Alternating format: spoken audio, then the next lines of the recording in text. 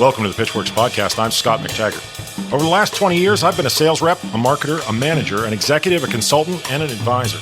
This show is designed to give you access to my list of contacts so that you can learn more about how to present your ideas at work and succeed in your career. Startups and salespeople, marketers and managers from the Epicast Network in Pittsburgh. It's the Pitchwerks podcast. Yeah, the idea of the chatbot came about because, well, this is already here. We can actually port it to many channels. So we do have a version on Messenger. You can go to the Facebook page, just cool. Search for Resistbot on Facebook and press the message button, and you get going. We actually have an Alexa recipe, so you can talk to it now if you have an Echo or one of the Amazon. How many people are working on this? How you doing there, Pitchworkers? It is Wednesday. It is Scott, and while it is the Pitchwerks podcast, we're out on the road. We're in San Francisco right now, and joining us, Jason Putorti, an old friend of mine and someone who is back in the public eye now with a project called Resistbot, has been kind enough to join us for the show. Resistbot is a civic engagement technology. We'll get into exactly what all that means. But before we do that, I'm going to ask you, as I always do, make sure that you are interacting with us. And that means ratings, reviews, social media interactions, and lastly, getting onto the website and making sure that you've got access to all of the past episodes and everything that we can offer to you. Let's start with the ratings and reviews. Do that in iTunes. Give us a star rating that says 5 stars. I think it's so cool that he's willing to go out to San Francisco. 1 star. Hey, not for nothing, but stay there. Either way is fine. Give us some information. Glad to interact. It helps people find the show. It's just good for everybody. Hit us up on the social channels. That's good for us too. Lets us know a little bit more about what you're thinking in the moment about particular shows, particular things that are going on. And then lastly, again, check out pitchwerks.com. Anytime you're looking for us, use PITCHWERKS and you will find what you are looking for. Here comes my interview with Jason Putorti, Resistbot. All right, after multiple attempts, we finally managed to get Jason Putorti and I in the same room. Jason, how are you? I am great, Scott. It's good to be here. Man, let me tell you something. You came to Pittsburgh. You gave a talk at the University of Pittsburgh. I had the worst flu of my life. You've got a new project that is just blowing up. I mean, it's very popular. Resistbot. Tell us about it. So it is basically a chat bot where you text the word resist to the number 50409, just like you would text anybody. So when you text the word resist to this number, there's a computer program on the other end that'll respond. It'll say, hey, what's your name? Because this is what we'll use to sign your letters to Congress. And what's your zip code? So we'll find your senators. And then you just start writing. So it's like a message composer right over your text. And fill that out. When you're done, you indicate as such, and it'll print that message out on the fax machines or in the basically constituent management systems that they have in Washington. And that's it. So you can contact your members of Congress in 2 minutes.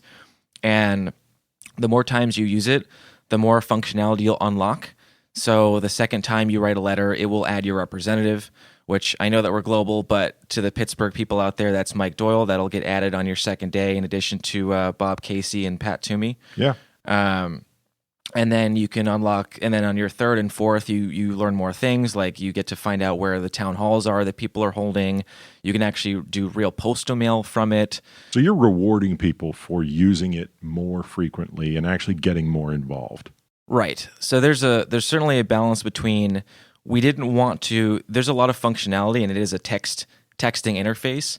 So it's like, what I don't want to do is create the texting equivalent of Microsoft Word, where there's like a million things available, so you end up doing nothing. Too many drop downs, too many choices. Next thing you know, you've just kind of got a whole drawer full of possible tools and you're not using them. Yeah, I mean, the biggest problem is it's people don't really find it easy to engage and not on their own schedule, and so they don't. So the first thing we wanted to solve is to make it really, really easy and universal for people just to express themselves to their officials. And then the more you use it, basically the more powerful you become, and slowly you can, more functionality is revealed, almost like a video game. So Yeah, you can't really throw someone right into a game and just say, good luck, have fun. Usually there's some way that the game helps you learn how to perform certain actions, and then over time you start doing those on your own, and then you use those actions to do other things.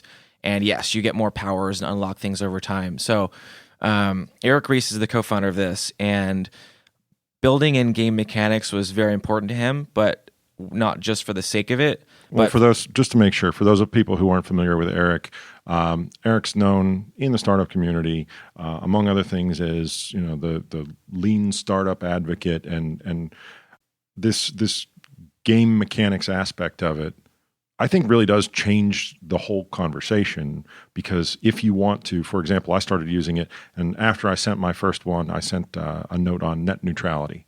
It said, "Okay, congratulations, you've unlocked your congressperson now instead of just your 2 senators," right? I have to believe that incentivizes people to continue touching it, to continue coming back. Is that the effect you're seeing? Yeah, the goal of this is civic engagement and civic education, and getting people involved every day is pretty key. So we do want to keep them coming back and reward them for coming back, and we do want to make it fun. What we didn't want to build is just another tool where somebody can contact Congress. I mean, there's lots of those tools out there, and the reason why most people haven't heard of them is because they haven't been successful in engaging people every day, whereas like a Facebook and a Twitter have been very successful products in getting people to come back every single day. Yes. And what we're seeing on Resistbot is we get a lot of people who are using this thing and sending 25, 50, in some cases over 100 letters. Wow, that's amazing. We've been and every one of those is going to multiple people that represent that person. So you're actually talking multiples of that 100 letters. You're saying 300, 400 letters that are going out with that person's name. Am I right? One of the things you unlock is the ability to target the letters specifically. So if you again, make it really simple, so you don't even have to think when you get started as to where it's going. It's like it will go to your reps. It will go to all of them. You don't have to worry about which senator or if there's a bill in the House and then there's a bill in the Senate. Just like, here's what I think, you guys sort it out. Yeah. But over time, and for people that are more sophisticated, you can pick out exactly, do I want this to go to my rep? Do I want this to go to which senator, my senior or junior senator? We actually have support for state governors now. And we're about to roll out support for the White House, which is an exciting one. I'm sure people have lots of things to say. I've heard there is some tension with the White House in certain places where they want their voices to be heard. Now, one of the things that I noted right away was that phone numbers and email addresses are an integral part of the letters that you're sending to the representatives. And for me, it was noteworthy because I think the idea of paid protesters, astroturfing, this is an easy throwaway argument for people to dismiss the opinions that they don't identify with. So if my representative is very much against that net neutrality letter that I wrote, he'll probably give a quote to some press agency that says, well, there's a lot of paid protesters, a lot of paid commenters. Attaching my phone number, attaching my email address, lets them see I'm a real person, lets them see what zip code, the letter's coming from. I think that's a brilliant move. Yeah, well, it's actually it is important. Without first of all, the benefit is, and we do get a lot of people asking on in feedback channels and support channels, oh, like, why do you need my address? And I mean, we've had some people enter even for their names, why do you need this? So I mean, people aren't super excited to give up personal information, but we teach them that, look, like, your name is so they can actually know who they're talking to. The members of Congress will respond. We don't recommend you use scripts or anything like that. Some people will go and kind of find them and use them, but we don't endorse that.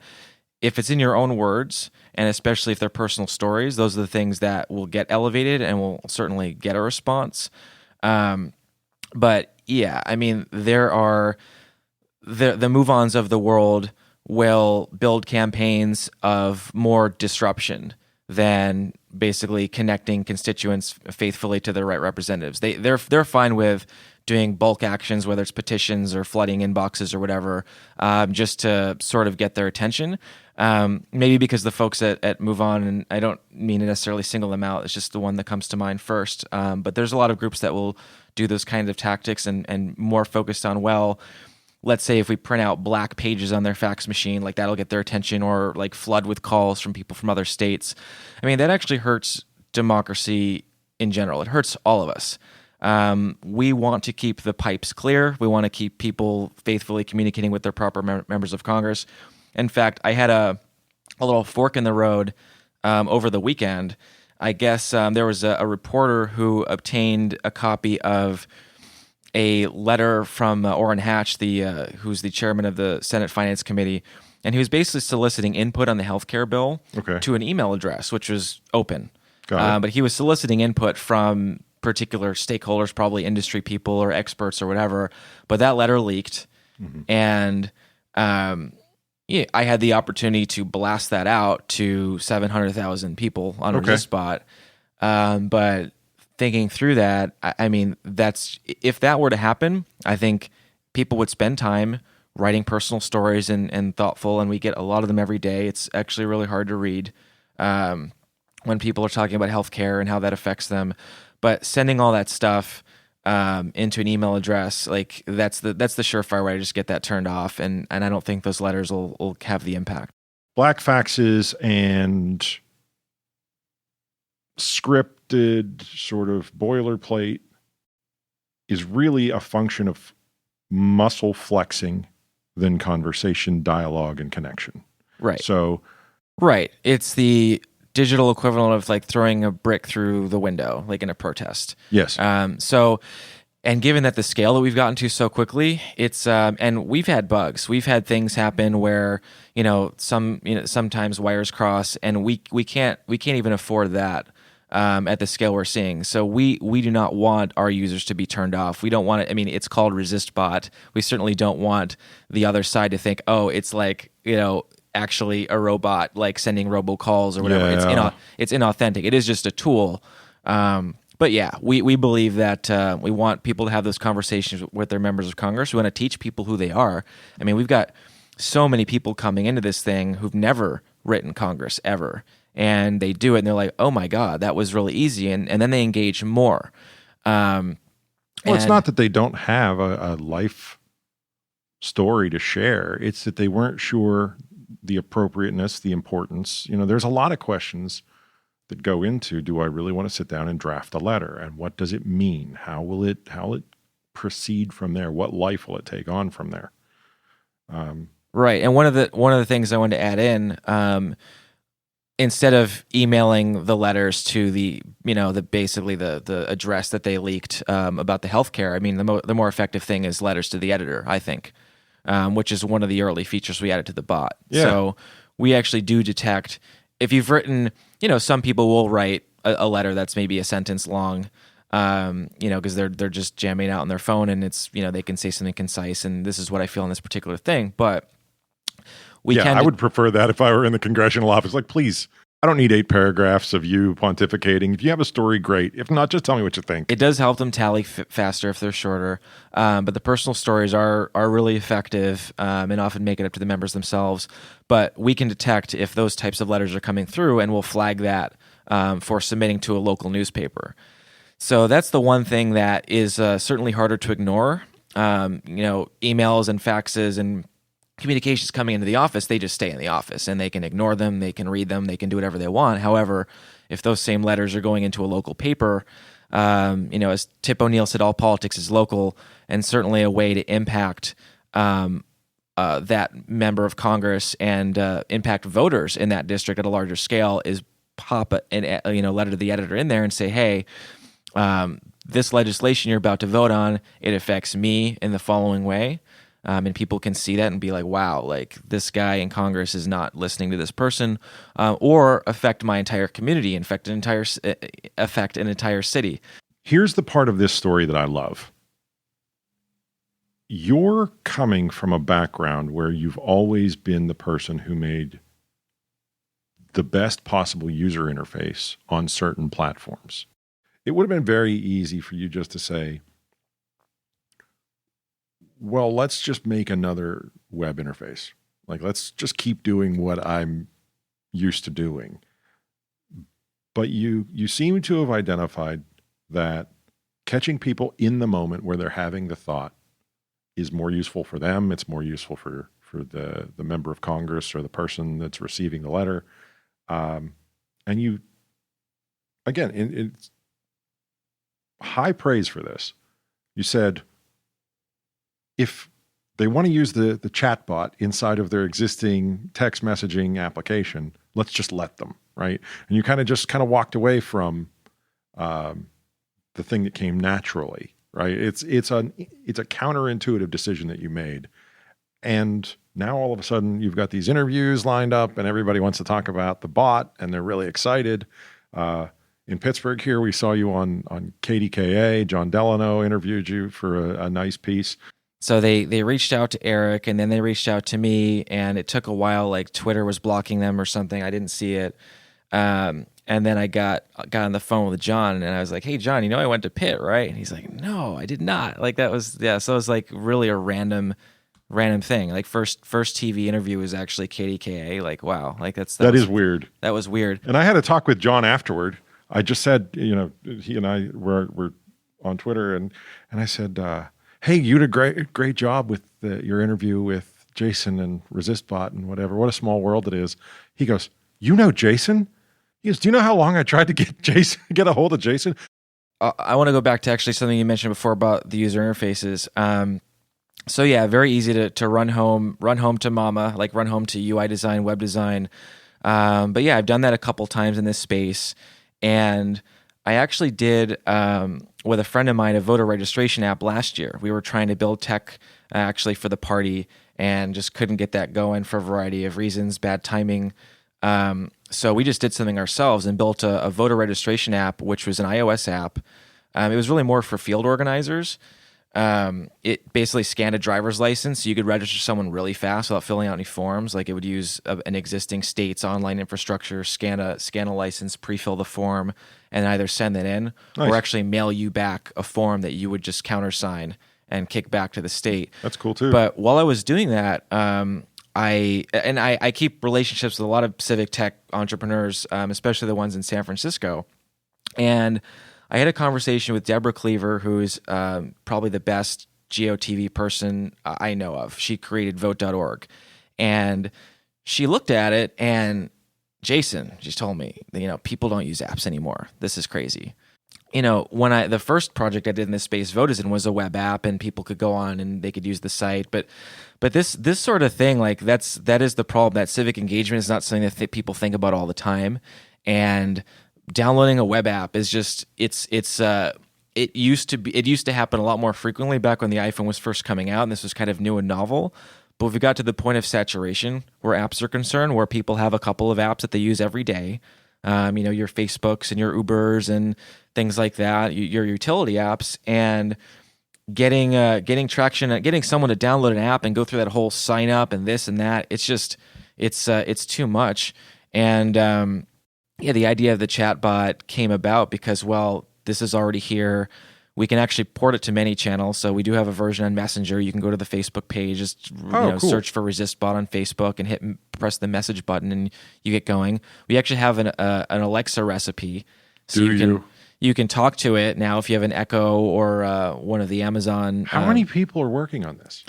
There's a lot of volunteers. There's a few dozen volunteers. Okay. We have a dedicated core team that's kind of coalesced over time of about maybe a dozen. There's like 6 like on the engineering side, and I would say 6 more that are regularly in there, either doing QA or helping submit letters to the editor.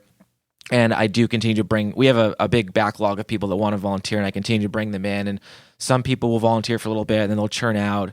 We're all volunteers at this group. No, everybody has day jobs. They have other things to do. So, but yeah, there's tons of people working on it, and it's a great group, and it's really really rewarding, especially when you see letters coming back from members of Congress, and people will share those online. But Yeah, this is important stuff, and there's new stuff happening every day. I walking into this interview, I see that Flynn took the fifth, and this Trump stuff continues to happen. And well, when I say Trump stuff, I mean sort of an assault on our democratic norms. I was a big Hillary fundraiser and supporter, and you've known me for a long time. I've always voted Democratic, but I mean, I like having thoughtful conversation with Republicans. I like having a good debate. I mean, you always have. And I saw you were on a podcast not long ago where you were on for what, half an hour, where you were talking with people who are completely opposed to you, and again, the same principles were applied, right? The same sort of like, don't talk over people. Keep the conversation open. Don't be dismissive. Don't throw an ultimatum. Don't flip over the table. I think that's why you're having the success you're having, is because people have a good reason to believe that their well-reasoned arguments can actually make a difference. Yeah, I mean, I hope so, but I will say that even I'm obviously very optimistic. I do believe that our institutions will hold, and I'm very optimistic that if we get enough people, I mean, we have 700,000. It's not enough. We need a lot more than that. Sending messages in to each member of Congress and getting them to listen. Well, there's at least 6 or 7 people that listen to this show. Yeah, maybe 8. Yeah, I think it's more than that. So it is more than that. So hopefully we'll be able to bump that number by at least double digits. Yeah, but there's systemic problems in kind of how our republic is set up right now. You have the sort of gerrymandered districts. You have where the primary challenger for a given member of Congress is more important than the general election challenger. So one of the things that's true is it's something you said back in the beginning of the interview, that it's not necessarily about the paid protesters that they'll ignore or they'll dismiss. It's really like, will those folks really come out to vote in a Republican primary, for example? I mean, most of them will not. Most of them can't. And their threat is really more from the right. It's like what we saw in the Tea Party, where we had more centrist members of Congress going down to far-right challengers. And you've seen that also happen on the left. So we have it's getting more polarized. The death of the middle is actually something that is a big problem. So we have Trump. If you have a gerrymandered district where a Republican's going to win, or a Democrat's going to win, then it becomes a purity test. Right. That's the only smart way to fight. When you know that someone from your party is going to win, is now it's, well, who is more like this group that has been specifically carved out of the map? It's a purity test. That's the middle can't survive that. Yeah, well, and that's why really one of the things I want to accomplish with Resistbot, it's not just about getting people to complain to officials about things they don't like and things they want to change, and that is important. But I'm looking towards 2017 in New Jersey and Virginia, and certainly towards the 2018 midterms. Like, the middle has to engage again. I mean, it's basically like if you walk into a town hall nowadays and you've got, maybe one group shouting and you've got another group shouting. And then, if you're like a normal person, you sit there, you watch this, and you're turned off. You're like, this is politics. I'm out. I'm going to challenge you on that, though. If you've intentionally removed the voice from the middle, it's not fair to say that they're not engaged. You need the people at the, and this is the pitchcrafter in me talking. This is the person who's trying to sell it, right? You need the people who are on those extremes to come home to the middle and say, I don't think it's right that you don't have a voice the way things are right now. That's just me looking at it, right? But it's got to be your friends and your family and whatnot that sort of rein you in and say, like, hey, is it really fair that I can't ever have what I want, especially as more and more people register independent? I do think the middle's pretty, especially you said yourself, they're marching in the streets. It's the March for Science. It's the Women's March. It's all these other different things. But the deck is a little stacked against them. Yeah, so you're definitely correct. But we still saw voter participation this last cycle in the 40s. I mean, if you can believe that, it's just mind blowing. Like how many people just stayed home.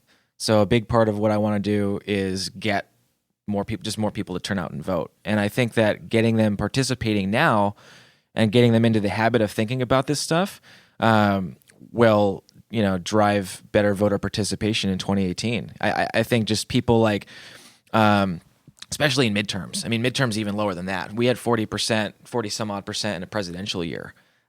So I think so. There's all these different systemic problems, but like we just need more people voting, and that can certainly turn any district if you just get more people out there. How long do you see Resistbot continuing in its current form? Is this something where it will be staffed by volunteers and you're just going to continue as more of a civic, public service? Or do you see it more moving into a company with, profit goals and those kinds of things? So I want my highest order goal is impact. Okay. I need it to keep growing and get to 2018, and I want to see a lot more people voting. Okay. That's really my North Star. If I can sustain it through donations, I'll keep doing donations. If there's other, revenue pilots or things that can keep it going, that's possible, but I can't compromise the vision. I won't compromise the vision. Is it a nonprofit at this point, or is it, how are you structured? At this point, it's a C Corp just because we're 70 days in and we needed to start. Basically, all this stuff was on Eric's credit card, and I mean, we had to create some structure to have money, let people contribute money, have that money then go out. So it's not all on somebody's personal thing. I love how that might even be our episode snippet. This is all on Eric's credit card. Yeah, we had to get it off of Eric's credit card. I hope Eric's got a good credit line because you got an awful lot going on. The other question I want to ask you is, are you seeing a lot of people telling you that they do this from the bus or they do it, while they're walking to work or, I have to believe that when you sit down to write your congressperson, whether on their website or actually just to draft a letter, this is something you put on your calendar, right? You're like, okay, well, I need 20 minutes to sit down and think out what I want to say or whatever. So that's exactly correct. And that is key. Number one, just anecdotally, I mean, I think the SMS approach has helped word of mouth in a huge way. I mean, it's very easy to share. I mean, we had a story from Jason Kandar, who was the Secretary of State, I think in Missouri. Somebody walked up and just showed him this thing, said, "Hey, have you seen this?" And he tweeted out like, "Whoa, like this is cool." But we are seeing people share stories where, like they're doing this like in one hand while their moms are making dinner or taking care of their kids, or on the subway or in line for this, or they see exactly what you said. I mean, it's really important to basically connect that, when I'm kind of, where am I when I'm seeing the news or somebody tells me something, it's important to have it be right there and immediate. And that's key. And right now, I mean, I've had like some pushback on this from the civic tech community, on, intellectual grounds that basically, lowering the barrier to participation is actually not a good thing because then, I don't know, too many people are participating and it's too easy and people will discount it and whatever, and it keeps going on and on. So what is their goal then if participation is not the goal? That's a very odd criticism. Yeah. I mean, I believe that more people participating is a good thing. And I think what you need to address is having systems in Congress to deal with it. I just don't think that, I don't think that having less people participate or making it harder is good. I think people need to be heard, and we're a nation of over 320 million people now. And yes, we only have 435 members of Congress. For all those folks, we have 100 in the Senate. Like, we need systems that are going to scale. So, but meanwhile, you can't update the systems in Congress. They're old, and getting anything to happen there is impossible, even if they ask for it. So that's a whole other thing. But yeah, I do think we've seen. You need to basically let people participate at the time and moment they're choosing, and Congress doesn't even have I don't believe their sites work particularly well on phones. I mean, even if you wanted to go to their website and They don't. I've done it. Yeah, there's CAPTCHAs, there's all kinds of difficulties, and it's not been redesigned or updated for current technology in some time, and you have to believe that's something that would take time and money that really isn't a priority. Yeah. So I think that's a big part of it. If I worked in their office, I would say, well, we can do this, or we can, devote this to any of the other different things which are underfunded.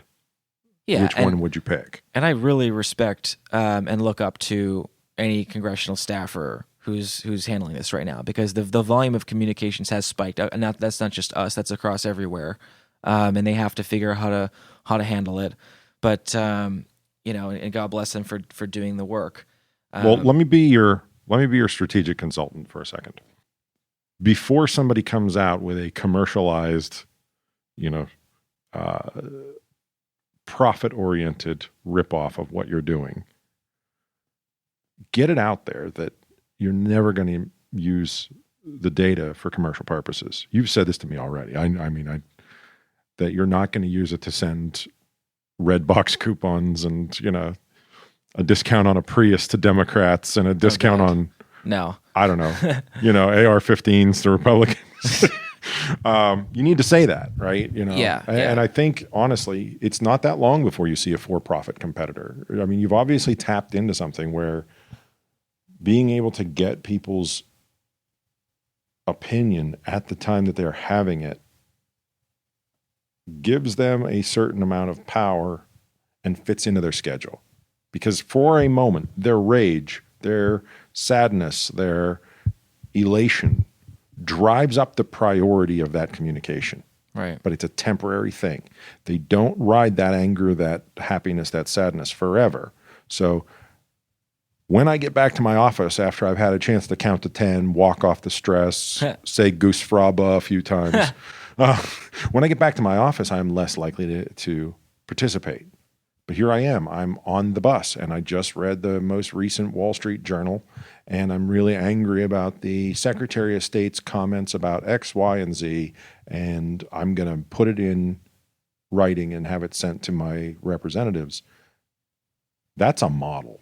That's a model for people to say, okay, well, we could do this with less noble goals. You said your North Star is getting people to participate, getting out the vote, actually having people civically involved. I'm just saying, I think at this early stage,